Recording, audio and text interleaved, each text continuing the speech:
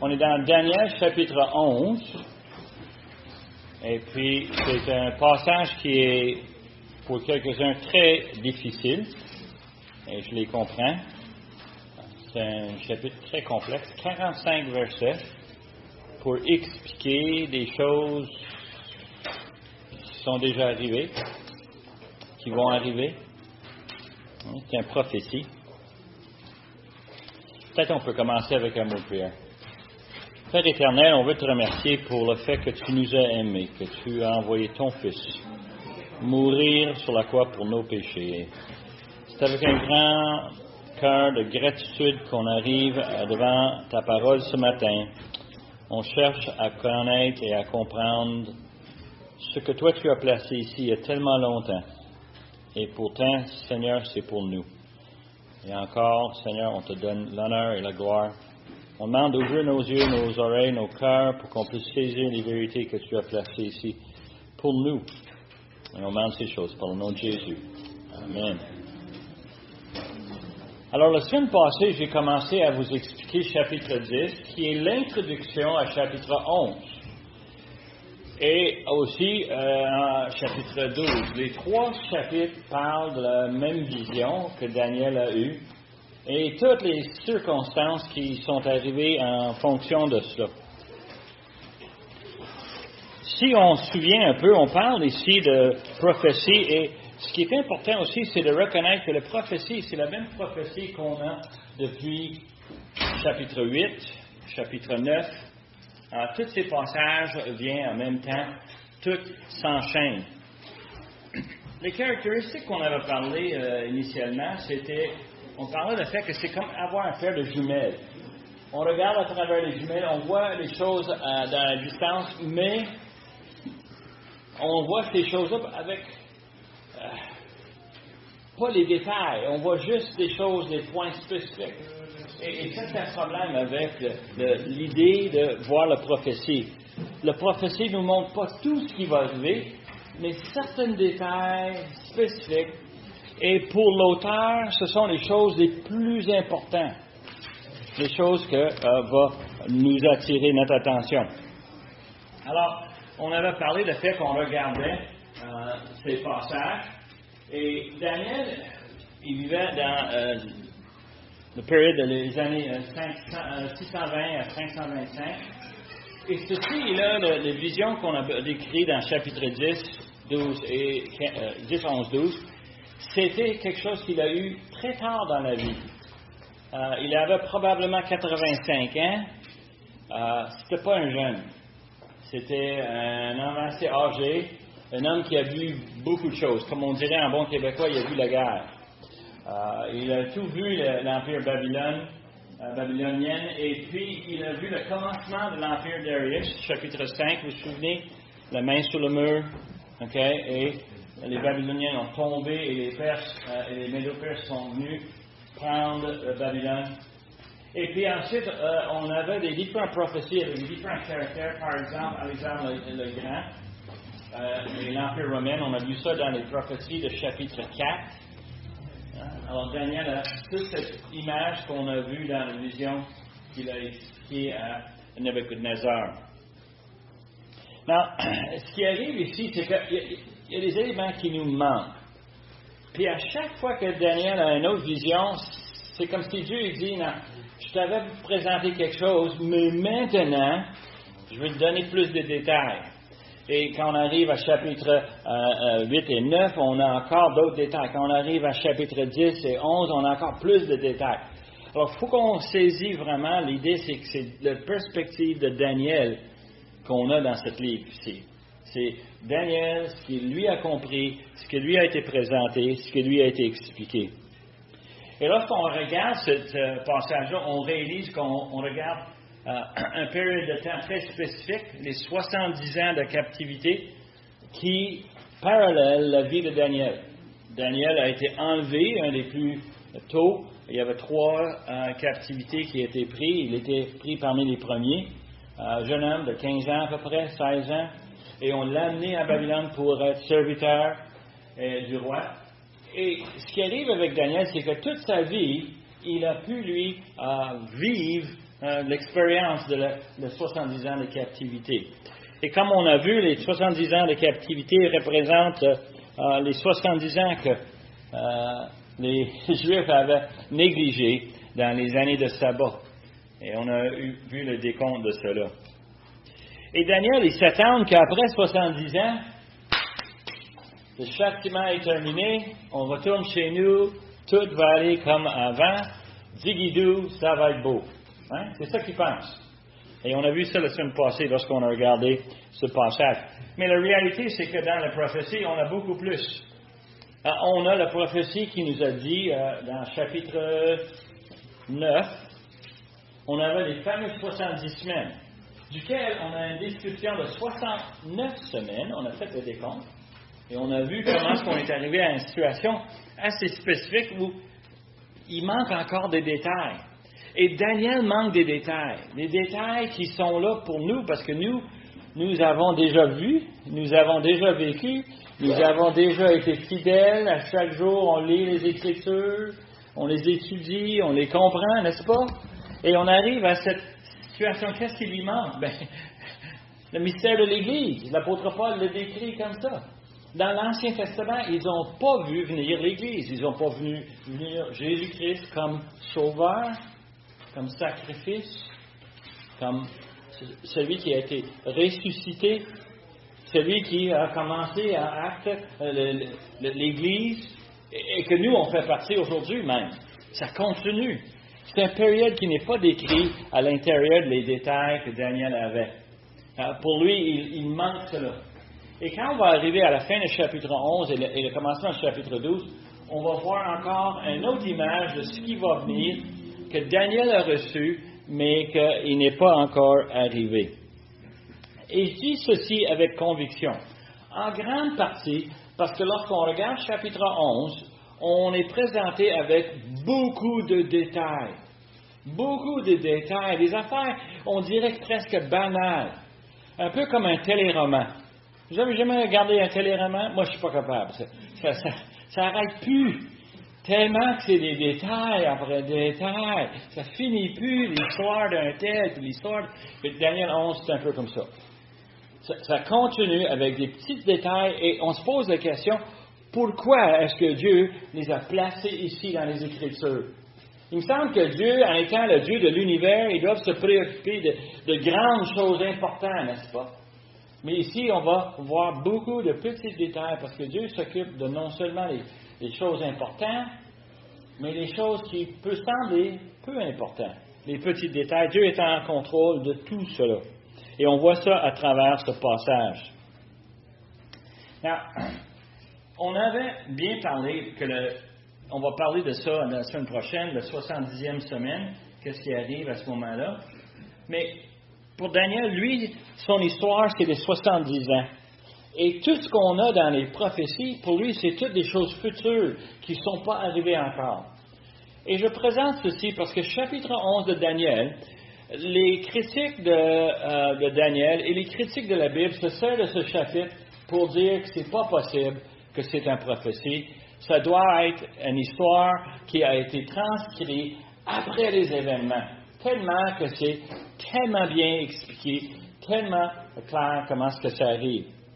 Et ces gens-là supposent que les Écritures ont été écrites par des hommes, qui n'ont pas été inspirés par Dieu. Et c'est pour ça qu'ils prennent cette approche lorsqu'ils regardent ce passage. Malheureusement, pour eux, il y en a des gens comme nous qui ont été touchés par le Seigneur et qui ont été guidés par le Seigneur. Et quand on arrive à les Écritures, on le croit. Parce qu'on sait que Dieu a inspiré les hommes à écrire ça. Et Daniel a eu cette vision. Et on a le chapitre 10 qui nous présente l'ange qui vient pour lui expliquer.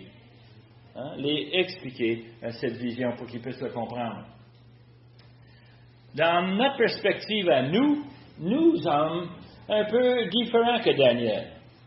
Et on va arriver ça dans verset 36. Quand on arrive à verset 36, on va regarder les choses et on va changer de chapeau. Actuellement, on a le chapitre 11 qui nous est présenté dans la perspective de Daniel comme étant la prophétie future. Mais nous, on va regarder le chapitre 11 comme des historiens qui prend les détails qu'on a des gens qui ont fait de travail, des archéologues, des historiens. Et nous, on a plein d'informations qui confirment tout ce qu'on voit dans le chapitre 11. Nous, on regarde l'histoire. Mais rendu au verset 35, on va être comme Daniel. On va regarder le futur en disant, c'est quoi exactement qui s'en vient? OK. Juste pour vous préparer, Deutéronome 4, 23. J'aimerais juste lire un passage, une dizaine de versets dans Deutéronome chapitre 4. Il y en a plusieurs passages que j'aurais pu choisir. J'ai choisi celle-là parce que, en fait, je l'aime, la façon que ça résonne. C'est Moïse qui parle aux enfants d'Israël. Ils sont sortis d'Égypte. Ils ont traversé 40 ans dans le désert. Ils sont à veille de rentrer dans le pays. Et Moïse va leur déposer un avertissement. Et il faut comprendre cet avertissement lorsqu'on regarde en détail. Il dit, veillez sur vous afin de ne point mettre en oubli l'alliance que l'Éternel votre Dieu a traitée avec vous, et de ne point vous faire d'image taillée, de représentation quelconque que l'Éternel ton Dieu t'ait défendu. Car l'Éternel ton Dieu est un feu dévorant, un Dieu jaloux.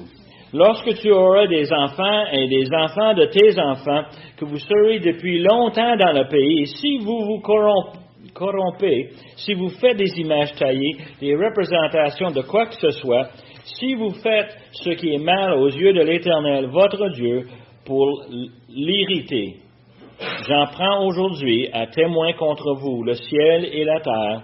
Vous disparaîtrez par un mort rapide du pays dont vous allez prendre possession au-delà du Jourdain.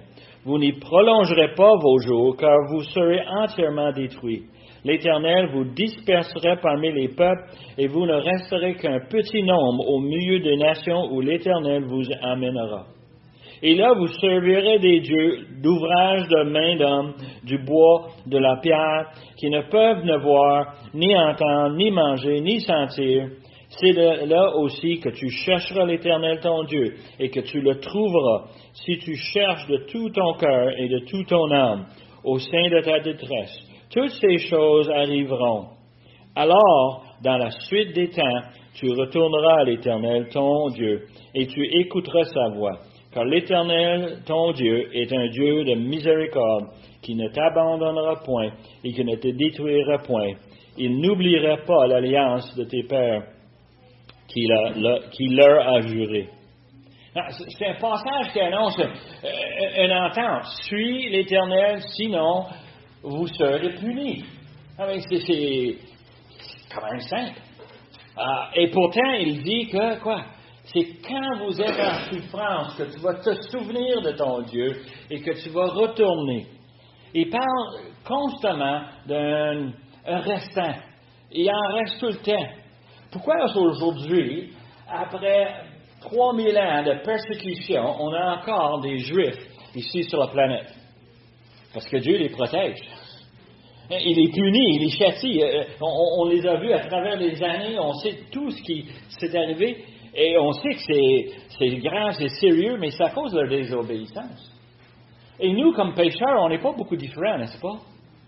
Mais Dieu a eu pitié et miséricorde sur nous, comme il a fait pour les Juifs, et comme il va avoir sur les Juifs. Et on a cette espérance que Dieu va offrir le salut à n'importe qui, même un Juif désobéissant. Alors, on a ce passage. Nous ne sommes pas le seul à le lire. Daniel a déjà lu l'Ancien Testament. Toute la Torah, il le connaissait bien, les 5 premiers livres. Il sait très bien les promesses, les alliances, et il espère énormément dans l'Éternel. On a vu ça lorsque Matt a présenté chapitre 9, cette prière de confession. Daniel, il se jette aux pieds de l'Éternel, pour lui et pour le peuple. Mais on a dit que Daniel est vraiment déçu. On a parlé justement dans le chapitre 10 comment est-ce que Daniel est déçu, il est découragé. Cyrus, le roi, à ce moment-là, avait déclaré que les Juifs pouvaient retourner en Jérusalem. Mais seulement 40 000 ont retourné. Pas tous. Les millions et millions de Juifs ne sont pas retournés. Ils ont resté où? À Babylone. Ils avaient leur petite entreprise, tout allait bien, hein, la caisse était pleine, hein, la maison était belle, les enfants avaient grandi, ils avaient leurs amis, ils avaient acheté la vie babylonienne. Et Daniel est découragé, il est vraiment désespéré, et il prie à l'Éternel, il prend 3 semaines, où ce que littéralement il supplie l'Éternel, et pendant ce temps-là, il y a un ange qui essaie de se rendre à lui, hein, et pour lui donner un message. Et moi, je dis un ange, il y en a qui disent que c'est une image préincarnée de notre Seigneur Jésus-Christ. Le seul problème que moi j'ai personnellement, c'est que l'ange s'identifie comme étant un homme qui est en conflit spirituel avec un démon et qui a besoin d'aide de Michael pour venir lui défendre. Pas sûr que le Seigneur Jésus-Christ a besoin vraiment de l'aide. Okay? On a vu ça dans les évangiles, quand il y avait un démon, qu'est-ce qu'il faisait? Il chassait. Il n'y a rien qui l'empêchait. Alors, j'ai un peu de problème avec ça, mais je peux voir quand même que c'est un messager que Dieu a envoyé pour Daniel. Ça a pris 3 semaines pour qu'il se rende. Et il arrive, et tout ce qu'il dit, quoi? Verset 21 du chapitre 10, il dit, « Mais je veux te faire connaître ce qui est écrit dans le livre de la vérité. Personne ne m'aide contre ceux-là, excepté Michael, votre chef. Et moi, la première année de Darius le Mède, j'étais auprès de lui pour lui aider et le soutenir. Maintenant, je vais te faire connaître la vérité. » Commencement du chapitre 10. On nous dit que c'est la 3e année de Cyrus. Mais ici, le messager dit qu'il était avec Cyrus la première année. Qu'est-ce qui est arrivé la première année? Je l'ai déjà dit. Cyrus a décidé de laisser aller les Juifs. Non, il faut que tu comprennes, Satan ne veut pas que les Juifs retournent en Israël. Parce qu'il sait toutes les prophéties, il sait toutes les promesses de Dieu. Satan ne veut pas que ça arrive. Il a fallu que cet messager soit là pour aider Cyrus à prendre une décision pour le laisser retourner. Alors, on a cet messager. Et une des choses qu'on a soulevées la semaine passée, c'est qu'on est dans un monde où on voit des choses physiques. La table ici est physique. Les chaises sur lesquelles vous êtes assis, physique. Le plancher là, sur lequel on marche, physique, n'est-ce pas? Mais il y a aussi un monde spirituel qui est au-dessus et il y a une guerre continuelle qui date. Qui date de combien de temps? On va parler de guerre beaucoup là, de ce matin, mais ça date de combien? Dans les guerres. Amen. Depuis le chute dans le ciel. Est-ce que vous avez entendu? C'est arrivé probablement entre Genèse 2 et Genèse 3. C'est tout ce que je sais.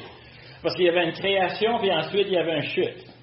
Et probablement, depuis Genèse 3, il y a une guerre spirituelle qu'on voit entre les anges de l'Éternel et les serviteurs de Satan. Alors, cette guerre est en train de se faire autour de Daniel, et puis il ne le voit pas, mais c'est en train de se faire.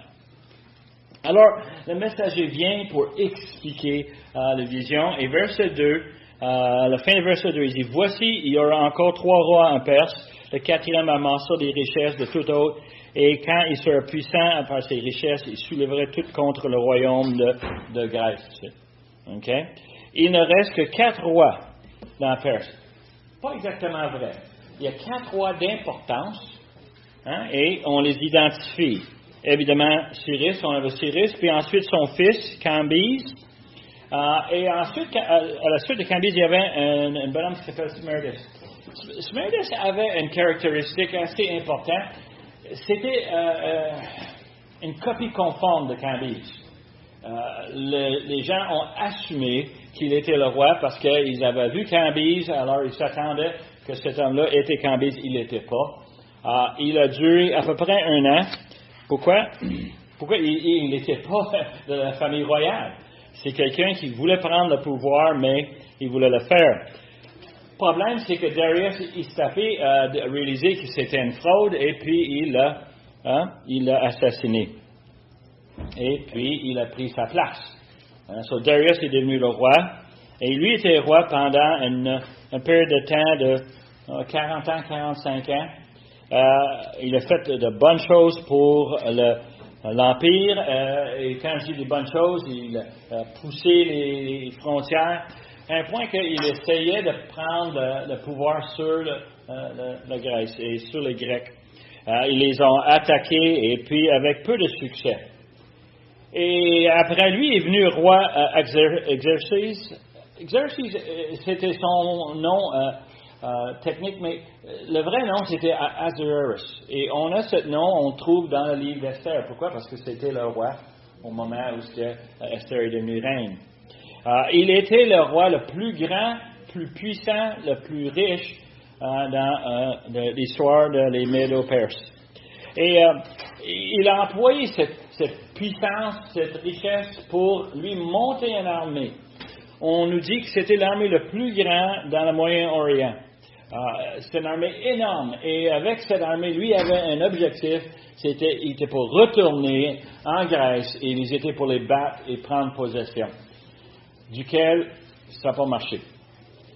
En fin de compte, il était forcé de retourner chez lui et il avait perdu. Et ce qui est arrivé, c'est que il y avait cette guerre continuelle entre les Médo-Perses et les Grecs pendant à peu près 150 ans. Tous les 10 ans à peu près, ils se revenaient, ils s'attaquaient l'un l'autre, ici et là. Et chez les Grecs, il y avait un homme qui est soulevé, on a parlé de lui dans le verset 3. Cette grande personne, c'est Alexandre le Grand.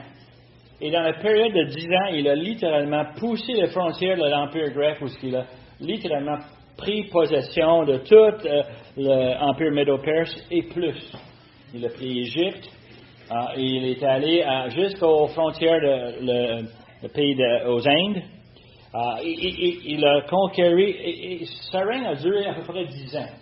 Il est mort subitement, il avait 33 ans, un jeune homme, et ça a été suivi par 20 ans d'intrigues, de complots, toutes sortes de conspirations qui ont été faites.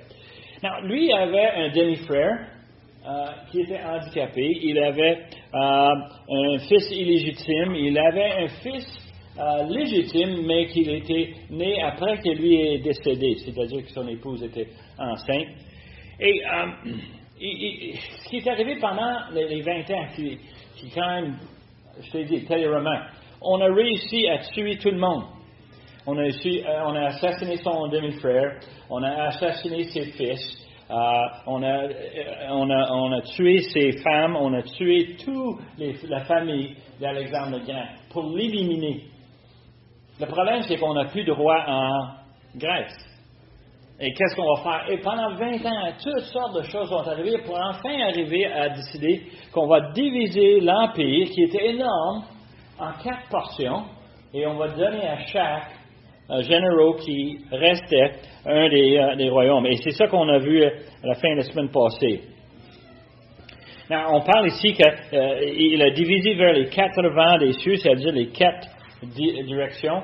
L'Est, c'était Cassandra qui a pris toute la Mésopotamie. On a l'Islamique qui a pris Asie mineure et la Grèce. Et ensuite, on avait Ptolémée qui a pris l'Égypte. Et on a les Séleucides qui a pris la Syrie qui était le nord. Now, ce qui est intéressant, comme j'ai mentionné dans le petit graphique, on regarde une perspective de Daniel. Daniel s'en fout pas mal de tout ce qui est le monde. C'est pas ça qui l'inquiète. Daniel, c'est un bon petit garçon juif, rendu assez vieux maintenant, mais il pense comme un juif. Qu'est-ce qui est important pour un juif? Israël, on retourne. Louer le Seigneur dans les temps traditionnels. Amen. Sur le prophétie que Dieu lui donne, c'est pour Daniel. Ça va nous parler de ces 4 différents royaumes qui s'intéressent à Israël. Pourquoi? Parce que Daniel devrait se préparer pour une souffrance qui est à venir. Now, le nord, la Syrie, c'est quelqu'un qu'on peut identifier. Pourquoi? C'est tout proche d'Israël. Mais les autres, ils contrôlent tout ce qui est au nord. Puis les autres, ils veulent ce qui est au sud. Ils veulent prendre le dessus sur Israël et Égypte. Et les autres, ils ont tous les plans pour le faire. Et alors, ils veulent l'attaquer. Non, il faut que tu comprennes que les gens dans l'Égypte, la famille Ptolémée, eux autres, ils s'attendent à quoi? Ben, on va prendre un peu la place sur les Séleucides. Et tu peux voir un peu, on a une guerre qui commence, qui ne termine pas. Je vous donne tout de suite, la guerre a duré à peu près 400 ans. On a beaucoup de différentes batailles entre ces 400 ans, mais ça ne finit plus. Devine, c'est où le champ de bataille? Entre les deux, Israël. Et tu peux voir un peu le perspective de Daniel, tu peux voir comment il va être choqué, troublé. Et on a vu ça dans le chapitre 10. La vision qu'elle a eue l'avait énormément troublé. Et on faut lui expliquer pour qu'il puisse comprendre. Palestine devient le terrain de jeu pour ces deux royaumes grecs. Ils sont constamment attaqués. Ça finit plus. Et littéralement, il faut comprendre à travers le chapitre 11, les Juifs n'auront jamais leur indépendance. Ce que Daniel s'attendait après 70 ans de châtiment. Alors, verset 5, le roi de Midi deviendra fort, mais un de ses chefs sera plus fort que lui. Et il dominerait, sa domination sera puissante. Au bout de quelques années, ils s'allieront, et la fille du roi du Midi viendra vers le roi du septentrion, le roi du Nord, pour rétablir la concorde, la paix. Mais elle ne conservera pas la force de son bras, et il ne résistera pas, ni lui, ni son bras. Elle sera livrée avec ceux qui l'auront amenée, avec son père et avec celui qui aura été son soutien dans ce temps-là. C'est compliqué. Sauf que nous, on est bénis. On a des historiens qui nous racontent l'histoire. Et quand tu racontes l'histoire, tu dis, là, ça commence à avoir du bon sens. Pourquoi? Premièrement, un des commentaires que j'ai lu qui m'avait beaucoup impressionné nous parle du fait que quand dans le chapitre 11, on parle d'un roi, mais pas n'importe quel roi. Le roi, à ce moment, une des expressions les plus importantes dans l'Ancien Testament, c'est quand on parle dans un temps spécifique. Quand on parle de prophétie, quand on parle des derniers temps, on est en train d'essayer d'encadrer l'ère dans laquelle les choses vont jouer. Dans ce cas ici, on parle d'un roi qui était tout près de la division qui a été faite. Et le roi, celui qui était le roi à ce moment-là, c'était Antiochus Théos. Le mot veut dire all right, I'll get it. Antiochus. Pierre? Dieu. Théos, c'est Dieu. Il se prenait pour un Dieu. Ça donne toute une image de sorte de caractère que c'était. Pas sûr que je voudrais en avoir un roi comme ça, mais c'est ça qu'ils avaient. Now, la fille du roi du Sud, Ptolémée le 2, lui a décidé de faire une alliance avec Antiochus. Puis son idée, c'était très simple. Très typique dans ce temps-là, tu vas y offrir ma fille en mariage. Comment il va pouvoir attaquer le beau-père? Il ne sera pas capable. Alors, il l'offre en mariage. Antiochus était très impressionné avec le cadeau. Il voulait l'avoir, sauf qu'il avait un problème important. Il était déjà marié. Pas un problème, il a divorcé sa femme. Et il a épousé la fille de Ptolémée. Ce qui est important à comprendre, la fille, son nom était Bernice. Et Bernice était une femme très importante. C'était une femme très belle. Elle avait un rôle assez important. Sauf qu'il y a un problème. Et dans tout esprit de téléroman, l'ex n'aime pas ce dire-là. Et elle, ce qu'elle a fait, l'ex d'Antiochus, elle a décidé d'empoisonner Bernice. Et pendant qu'elle fait ça, elle a empoisonné tout le monde dans son entourage. Et littéralement, elle a vraiment décidé que tu veux cette femme-là, mais tu ne l'auras pas. Impressionnant, n'est-ce pas? Et devine qu'est-ce qu'Antiochus a fait par après. Il a remarié son première femme. C'est vraiment, comme je dis, grave. Mais quand on lit ce passage, tout à coup, on commence à comprendre. Ça ne marcherait pas, la paix. Ça ne marcherait pas, la concorde. La belle-fille, elle est morte. Elle est partie. Mais c'est pas la fin de l'histoire. Pourquoi? Parce que Bernice avait un frère. Le frère est en Égypte. Et quand il a su que sa sœur était empoisonnée, devine qu'est-ce qu'il a décidé de faire? Il a décidé de se monter une équipe, une armée. Il est parti vers le nord. Et qu'est-ce qu'il a fait? Verset 7. Un rejeton de ses racines s'élèvera à sa place. Il viendra à l'armée, il entre dans les forteresses du roi du Nord, il en déposera à son gré et il se rendra puissant. Il enlèvera même et transportera en Égypte leurs dieux et leurs images de fond et leurs objets précieux d'argent et d'or. Puis il restera quelques années éloigné du roi du Nord. Sur le frère de Bernice, il monte une attaque et devine quoi? Il a le succès. Les historiens nous ont dit qu'ils sont partis avec 40 000 talents d'argent. Et êtes-vous prêts? Moi, celle-ci, là, j'ai ri sur cela pendant longtemps, OK? 40 000 talents d'argent et 2500 idoles. En veux-tu des dieux? Il y en avait des dieux. Et toutes sortes d'idoles. Toutes les choses qui vous ont protégés sont chez nous en Égypte maintenant. Que peux-tu voir cette image incroyable, détaillée? Et alors, le fils de Antiochus, okay, le fils, lui, son nom c'était Callinicus. Et Callinicus, il n'a pas aimé ça, perdre toutes ses idoles. So, il a dit à son papa, laisse-moi tranquille, je m'organise une armée et je retourne en Égypte pour chercher nos trésors. So, il est parti et devine quoi? Et il a monté 75 000 soldats avec lui. Ils ont pilé sur quel pays en passant?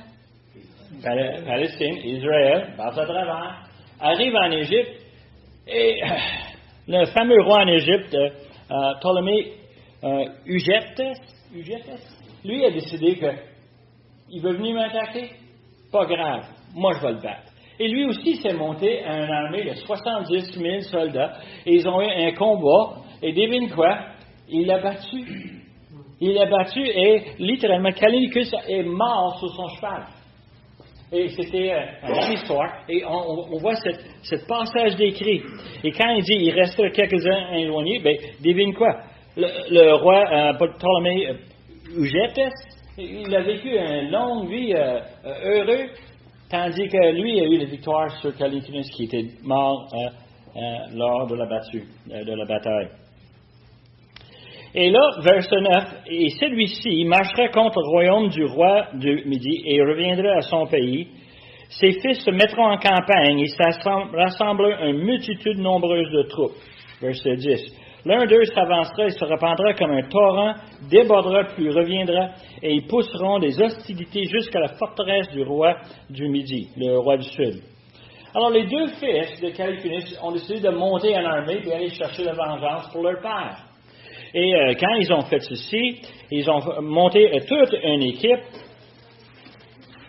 Un des frères est décédé, mais le deuxième, son nom était Antiochus, et il a pris le nom Antiochus le Grand. Alors, il est rendu le troisième Antiochus, et il descend vers la Palestine encore avec une autre armée, et il rencontre le roi du Sud. Et lui est sorti. Là, c'est le fils de Eugète, c'était Philoteur. Et Philoteur, il a monté une armée lui aussi, et ils sont revenus en charge. Est-ce que vous voyez un certain thème à travers chapitre 11? C'est, moi je vais t'avoir, non, toi tu vas m'avoir. Est-ce que tu le vois un peu? Parce que ça, c'est le thème. Ça, c'est comme ça que ça marche. C'est guerre après guerre. 400 ans de guerre sans arrêt, ça finit plus. Alors, le roi du Sud est fâché contre le roi du Nord pour avoir fait un geste. Et c'est un peu comme si au Canada, si Donald Trump il prendrait toute son armée et les installerait à Vermont. C'est juste sur la frontière. Puis nous autres, on dirait, quoi? Alors lui, il a dit, je vais faire pareil. Demain, ça finit en guerre, ça finit en chicane. Et littéralement, il ne s'en attirait pas. Et littéralement, ils l'ont battu. Et Antiochus le Grand, il a quitté, retourné chez lui, mais avec une crotte sur le cœur. 13 ans plus tard, il revient encore. Et il vient avec plus d'argent. Alors, qui est intéressant, c'est que ça ne termine pas, mais il y a des Juifs qui jouent là-dedans. Antiochus le Grand, lui, a décidé qu'il était pour descendre, et en descendant, il a rencontré des guerriers juifs, des rebelles. Ici, dans ma Bible, il dit c'est des hommes violents.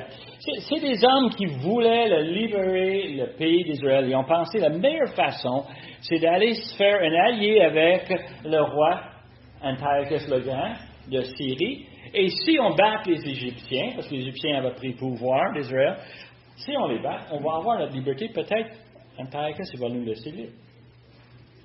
Comment est-ce qu'il peut penser ça? Je ne sais pas. Mais ils ont cette logique. Et ils ont décidé de s'associer avec. Ils ont aidé à défaire les Égyptiens. Après cette guerre, devine quoi? Ils ont été repayés avec de l'argent, avec toutes sortes de privilèges, mais pas de liberté. Antiochus a laissé ses soldats dans la Palestine à prendre son pouvoir. Là, verset 17, on est rendu qu'il propose d'arriver toutes ses forces et son royaume et conclure la paix avec le roi du Sud. Et il lui donnera sa fille pour femme dans l'intention d'amener sa ruine. Mais cela n'aura pas lieu et ne le réussira pas.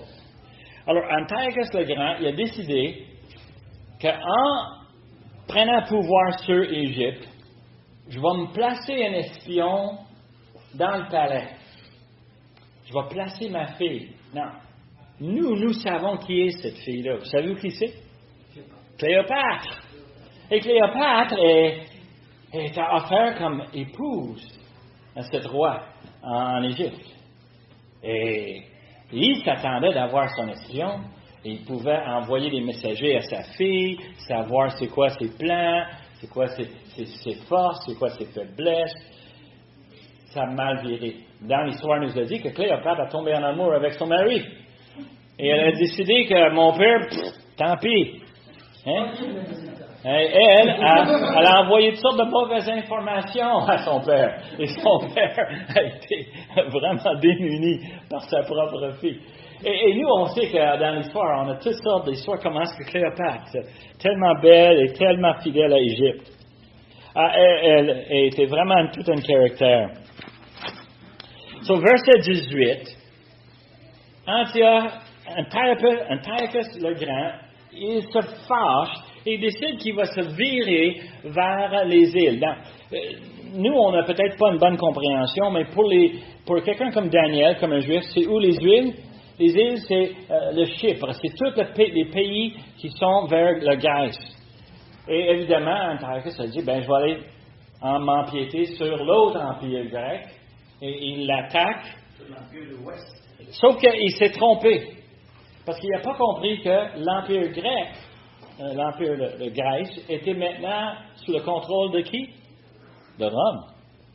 Et quand il a vu l'opposition, les Romains l'ont battu et il était retourné chez lui.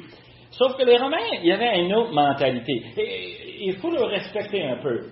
Les Romains ont dit, tu retournes chez toi, on ne te dérange pas, mais tu nous payes un tribut à chaque année. Et ça, c'est un problème pour Antiochus, parce que toutes les guerres qu'il a faites lui a coûté très cher.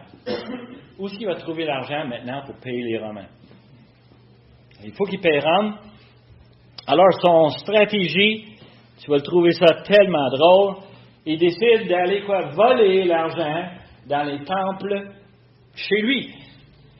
Et le peuple a réagi en émeute. C'était un foule enragé. Ils l'ont tué sur le spot, dans le temple.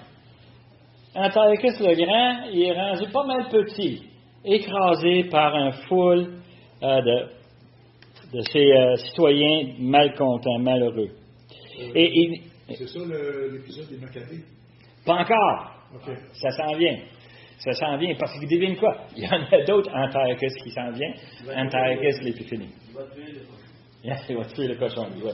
Et littéralement, l'histoire nous apprend sur lui, on comprend pourquoi il l'a fait et comment il l'a fait. C'était grave.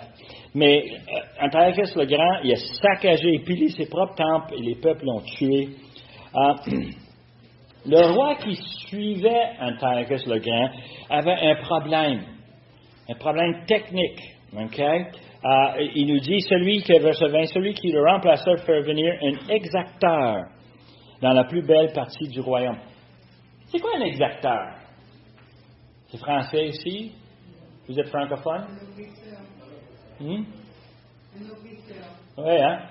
Oui, hein? Un collecteur de taxes. Quelqu'un qui va oppresser, qui va mettre la pression sur le peuple. Pourquoi? Parce que Rome est là, puis il dit, paye-nous. Puis lui, il n'a pas de choix. Sur lui, il dit, OK, je n'irai pas en niaiserie, je vais simplement mettre une taxe sur le peuple.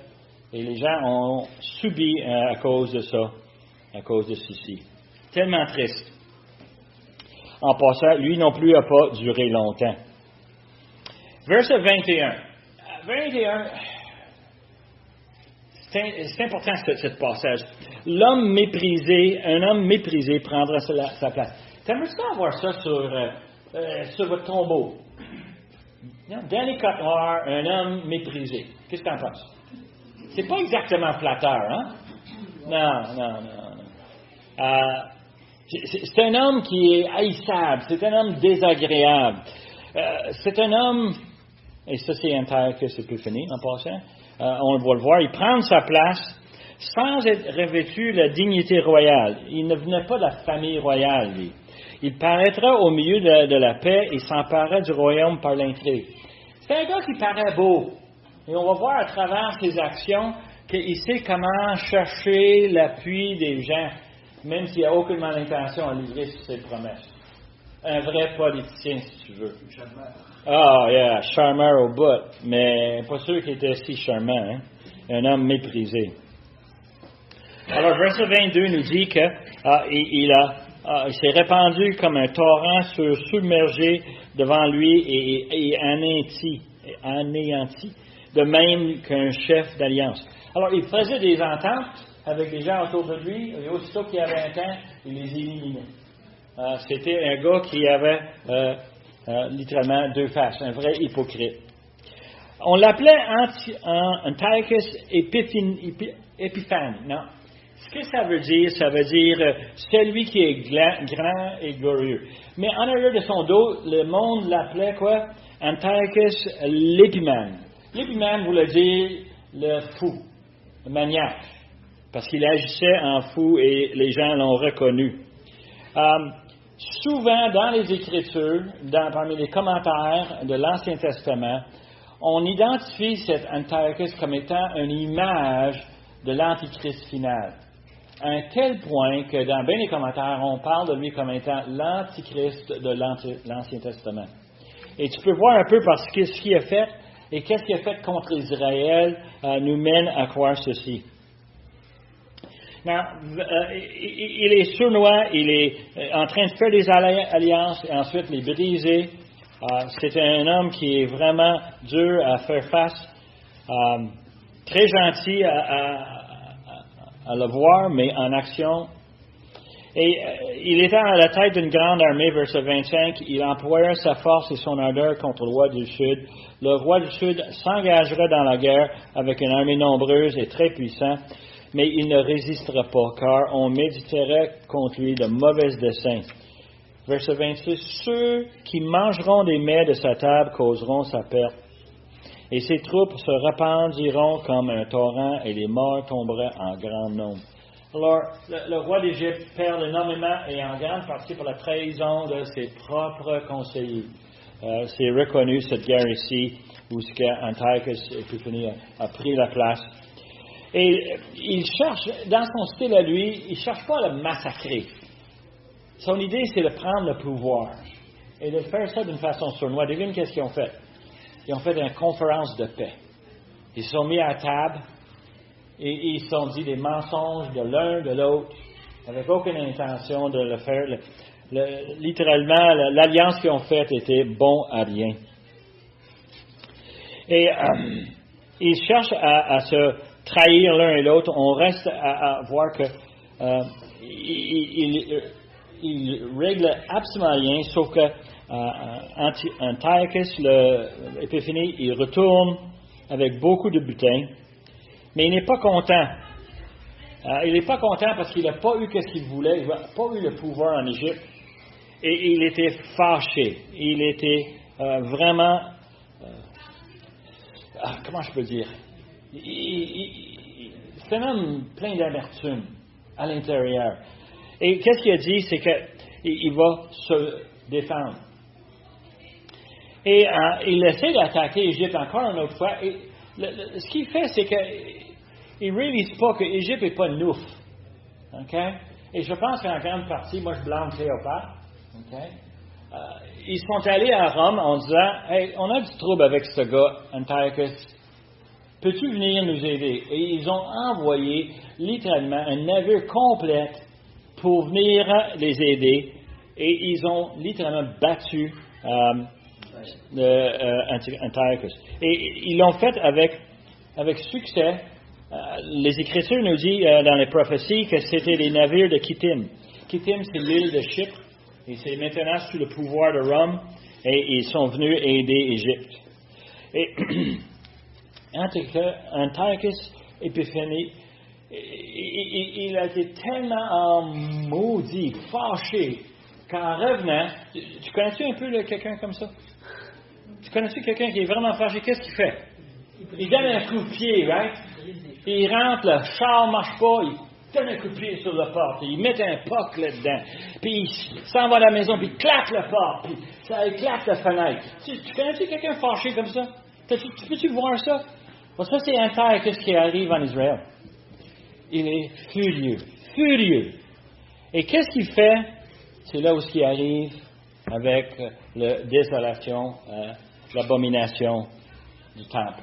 Il vient et il va mettre ses soldats en charge du temple, il va chasser les prêtres, il va offrir les sacrifices à des dieux païens, le porc, les cochons, il va prendre les sacrifices, il va les étendre à travers tout le temple pour le désacrer. Il veut vraiment il est fâché. Les historiens nous disent qu'il a envoyé ses soldats à travers la ville de Jérusalem pour tuer tous les enfants. Il était furieux et il prenait sa vengeance sur Israël. Les historiens nous disent qu'Antiochus a tué des centaines de milliers de Juifs. Tellement qu'il était un homme violent, furieux.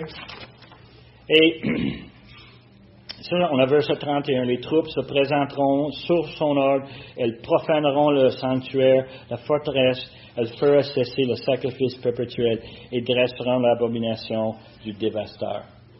Okay? C'est ça qu'on appelle l'Antichrist. Qui va venir, il va vraiment faire comme on a les prophéties du fin des temps. Mais tu vois comment est-ce que moi je le lis comme une personne qui vit dans le 21e siècle? C'est pas comme Daniel. Daniel, lui, voyait ça, puis tu peux imaginer comment est-ce que lui était troublé de terreur. Nous autres, on lit l'histoire, on sait que c'est horrible. Mais lui, il voit ça à venir et il est vraiment pris. Alors, ils ont tout fait ceci. Les Juifs fervents vont le résister et devine quoi? Ils vont être tués, torturés par les soldats d'Antiochus. Now, ils disent ici, verset 34, dans le temps où ils succomberont, ils seront un peu secourus et plusieurs se joindront à eux par hypocrisie. Il faut comprendre ce qu'il veut dire par ça ici. Il y a beaucoup de Juifs qui ont réalisé que, attends une minute, c'est bien beau d'être Juif, mais mourir, c'est pas fun. Pour ma survie, je vais m'associer avec et je vais faire n'importe quoi qu'Antiochus me dit de faire. Et ils ont embarqué dans toutes sortes de coutumes païennes. Ils ont amené un statut de Dieu Zeus. Ils l'ont mis dans le temple et ils ont fait les sacrifices. Il y a des Juifs qui sont participés pour simplement survivre. Triste, n'est-ce pas? Question que je vous laisse. Pourquoi Daniel est présenté avec cette vision si détaillée? Il y a des raisons pour lesquelles Dieu a fait ceci. En anglais, on dit « ignorance is bliss ». Il me semble que j'aurais voulu laisser Daniel mourir en paix. Je n'aurais pas dit des choses comme ceci. Mais Daniel voulait savoir le futur. Daniel était fidèle à l'Éternel. Il cherchait l'appui de Dieu. Daniel voulait cela et Dieu a dit, OK, je vais te le dire. Hein? Et Dieu lui donne une description détaillée que nous, on peut lire comme l'histoire vécue. Mais pour Daniel, c'est des choses affreuses qui vont venir, la souffrance. Et il faut comprendre que Daniel, il pensait que l'an 70, après la captivité, c'est fini. Maintenant, c'est encore à continuer. La souffrance et la punition vont continuer. Et on peut voir par le comportement des Juifs que c'était bien justifié de la part de Dieu. Pourquoi? Parce qu'ils étaient embarqués dans le monde de leur jour. Ils suivaient les coutumes, les habitudes. Ils ne voulaient rien savoir pour retourner. Seulement 40 000 ont retourné et ça leur a pris des années et des années pour rebâtir le temple, pour rebâtir le muraille. Une autre chose qu'il veut faire, c'est que Dieu veut prouver qu'il est en contrôle du passé et du futur. Ça, c'est important à comprendre. Quand on regarde Genèse 3 et on voit comment Adam et Ève ont tombé, Dieu était en contrôle. Leur rébellion était prévue. Pourquoi? Parce que Dieu avait déjà prévu un sauveur qui était pour venir les racheter, pour nous racheter. Et alors on voit Dieu est en contrôle du passé et du futur. Il est en contrôle pas juste des grandes lignes, mais chaque détail. Et c'est dur de regarder notre vie, de voir les choses qui nous arrivent, puis ça se peut-tu que Dieu permette cette maladie? Est-ce que Dieu a permis cette épreuve? Comment ça se fait que Dieu nous met dans de telles situations? Et pourtant, c'est Dieu qui est en contrôle. C'est lui qui a planifié chaque chose.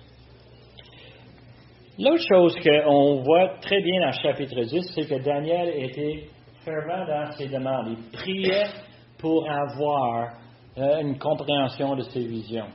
Et il cherchait Dieu. Et quand on cherche Dieu, devine quoi? On lui trouve.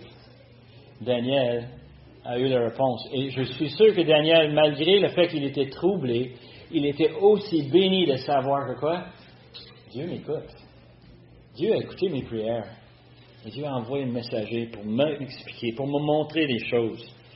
Alors, nous, on devrait avoir cette même attitude. Lorsqu'on ouvre les Écritures et on les lit, et on réalise que Dieu les a placés ici pour nous.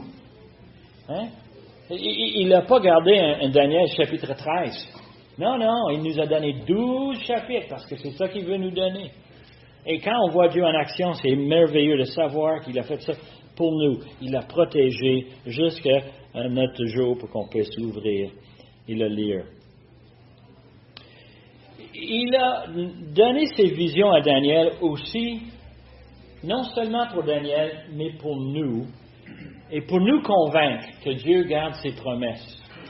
Et ça, c'est très important, parce que si on n'a pas cette perspective, lorsqu'on regarde les prophéties qui sont à venir, soit par d'autres prophètes, soit par les apôtres dans les Épîtres, soit par notre Seigneur Jésus, qui a donné des discours à ses disciples, des prophéties. Quand il dit des choses, c'est parce que c'est un Dieu de promesses. Et les promesses qu'il a faites à Israël, il va les garder. Et les promesses qu'il vous a faites à vous, il va les garder. Et quand tu vois ça, là, je sais pas, moi j'ai chaud au cœur. De savoir que j'ai un Dieu si grand, si puissant, si merveilleux. Mais quoi? Il va garder sa parole envers moi. Mon salut est dans lui. Et personne ne peut me l'enlever à cause de qui il est. Nous, on a besoin justement de ceci. Et nous, on a besoin d'avoir cette conviction lorsqu'on amène notre témoignage.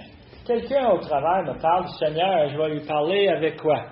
Peut-être que Dieu va faire. Peut-être, ça se peut. Non, avec conviction. Dieu l'a dit, il va le faire. Et nous, on peut témoigner comme ceci, comme étant sûr, certain. Moi, je me mettais dans les sandales de Daniel et je me dis, si j'étais dans la fosse de lion et sauvé par l'Éternel, et j'avais des visions de l'Éternel, il me semble que je prendrais ces visions un peu plus sérieux, n'est-ce pas? Si on était dans le feu avec Shadrach, Meshach, Abednego, et on a sorti de là indemne, pas un brûlure, pas même l'odeur du boucan, il me semble que quand Dieu fait une promesse, quand il donne une vision, il va le prendre comme du cash, n'est-ce pas? Ça nous donne une conviction, qui nous aide. Et Daniel avait justement cette conviction. Et je n'ai pas eu le temps d'aller dans verset 36 jusqu'à chapitre 12, mais je vais laisser ça à Nicolas la semaine prochaine. J'avais déjà averti qu'on n'aurait pas le temps. Mais ce qu'on va voir ici, c'est que ça va nous préparer pour les prédictions au sujet de l'Antichrist qui va venir. Et le combat qu'on va expérimenter, celle qu'on est déjà dedans, c'est le combat spirituel. Terminons avec un mot de prière. Père éternel, on veut te remercier pour ces promesses, ces détails. Et Seigneur, on lit l'histoire et on réalise que c'est pas l'histoire qu'on lit, c'est ton histoire qu'on est en train de lire. C'est toi qui as raconté ces choses à Daniel pour qu'il puisse avoir confiance en toi, pour qu'il puisse être averti du châtiment qui va continuer jusqu'à la fin des temps. Et Seigneur, nous aussi, on peut s'identifier avec Daniel en sachant que tu nous aimes et que tu nous donnes cette parole. Père éternel, on demande que tu puisses maintenant nous préparer pour l'adoration qui vient. On demande, Seigneur, que tu nous guides et que tu nous prépares nos cœurs pour les chants, pour les prières, pour la prédication qui vient. Et on demande ces choses par le nom de Jésus-Christ, notre Sauveur et notre Maître. Amen.